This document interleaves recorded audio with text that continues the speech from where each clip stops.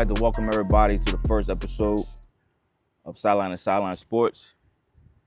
This right here is a very special episode for me to start the series.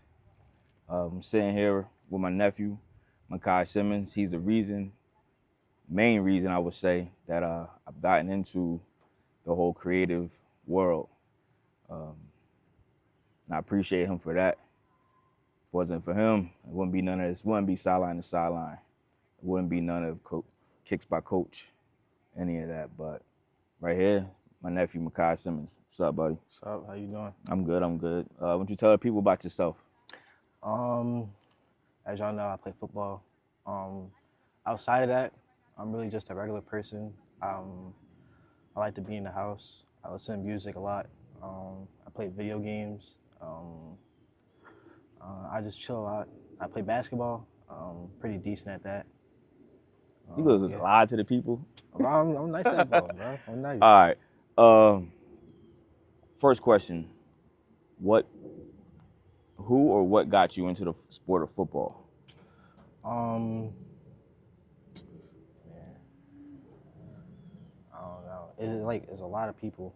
I would just say from playing football in the schoolyard and just watching football on the TV, it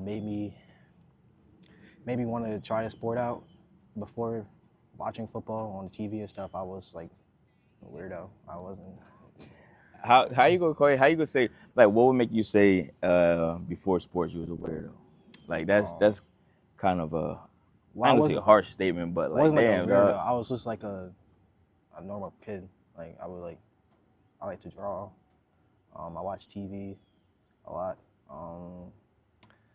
I was just interested in like regular stuff. I wasn't interested in sports. All right. Who do you model your game after? If there's anybody within the league or that's currently in the league, not in the league, who would you say you model your game after? I would probably say Marshawn Lynch. He was probably like one of my favorite players growing up.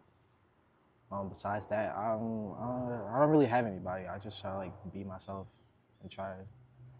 Ain't nothing wrong with being yourself. Yeah. So you would say baby beast mode. Yeah. So that's where the number 24 came in to play for you. Mm-hmm.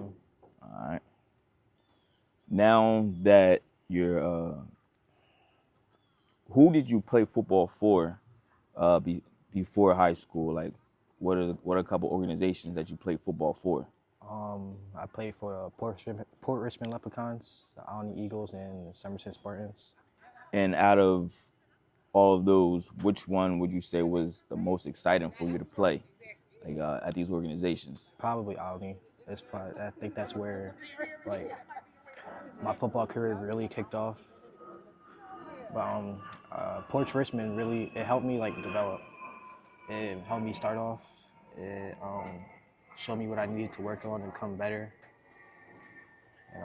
But I would say Alny is probably like my most exciting part of youth football. And why would that be? It was fun. It was pretty fun playing with all my friends. I made some longtime friends playing there. And, I feel like that was really the best part of my career. All right, so you say Alny was the top notch for you, and the other programs molded you on a way. Yeah. Once you got to high school, at the high school level, did you feel like it was too much for you? At any time, did you ever feel it was too much for you and that you wasn't cut out or not ready for the high school level? No, I didn't feel that way. When I first started in high school, it was pretty hard. My freshman year wasn't great, but I knew that like over time it would be better, and like with hard work, I would become a better person. Now, with you saying your freshman year wasn't great, do you mean record-wise or personally for you it wasn't great? Because freshman year, South Jersey Player of the Week, 1,000 yards, starting as a freshman. I remember coming to games and the student section going crazy. He's a freshman. Like that to me, that was big. Yeah. That was big to me. So why, like I said, is it the record wise you felt it wasn't great, or as far as your production on the field? I would say record wise, but like thinking back now, I probably could have like did more my freshman year.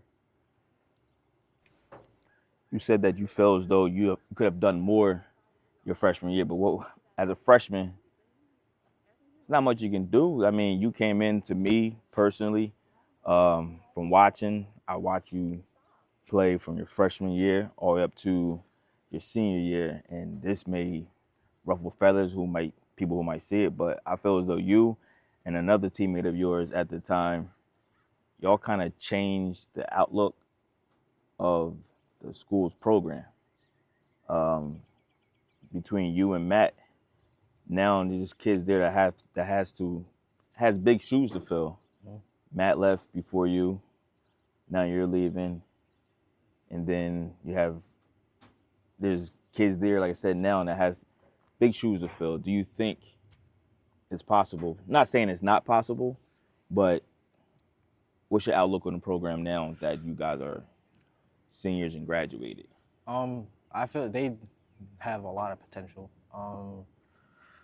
They recruited some kids. They got some transfers. Okay.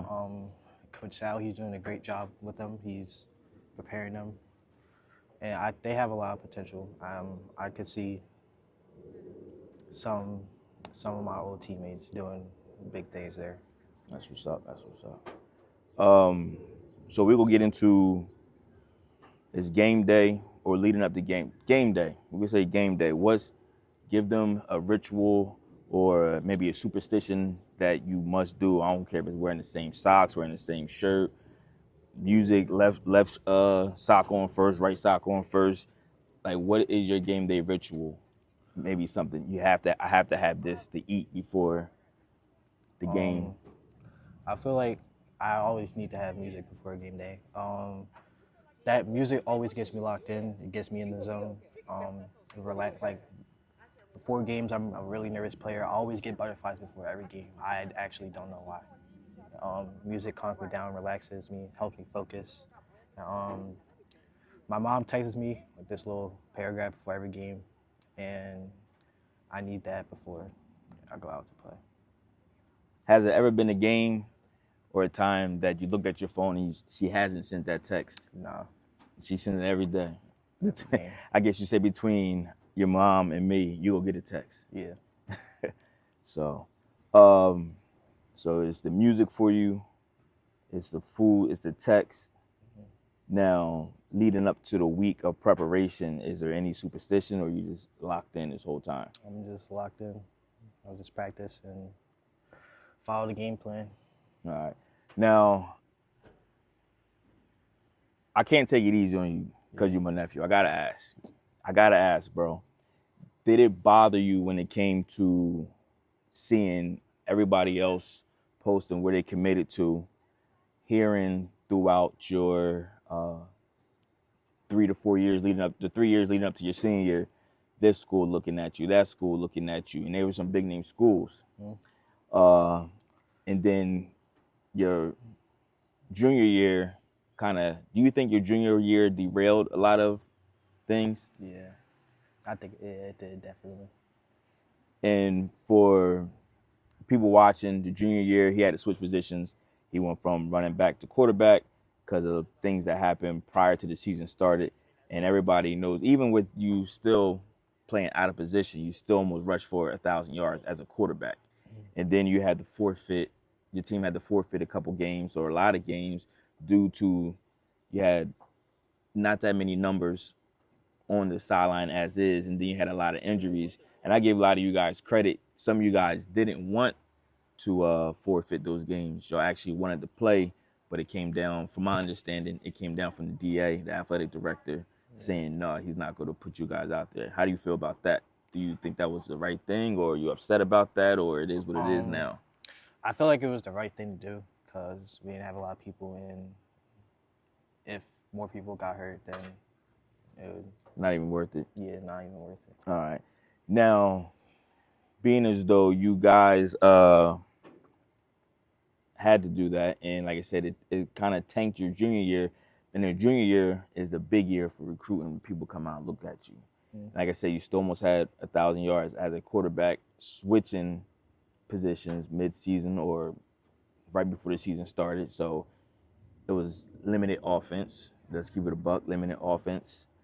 Your senior year, if you felt as though, do you feel as though, I should say, not if you felt, but do you feel as though if you would have had your coaching staff all 4 years, would it be a different turnout for you? I would say so. You would think so? Yeah, All right. definitely. And with this is, all right, so this is right here is something that a lot of people may not know, but you went to a speed coach one time. He clocked your speed and everything. So when it came down to recruiting, and a buddy of mine went to him and asked around, the guy's well connected within the, I guess you say high school world, high school sports world and everything, football. You were tagged as being lazy. How did that make you feel? I don't know. Like, I actually don't know. Did it bother you at all? Do you feel as though there's any truth to it? It bothered me a bit. It being true. I wouldn't say so. All right, I mean, that's how you feel. Say it with your chest, man. So you don't feel as though that's true.